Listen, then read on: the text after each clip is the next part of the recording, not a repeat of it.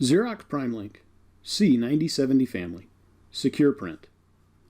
Secure Print allows you to send a print job to the printer.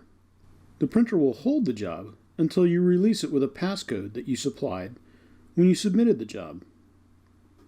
With your document open, click File, then Print. Click Print Properties.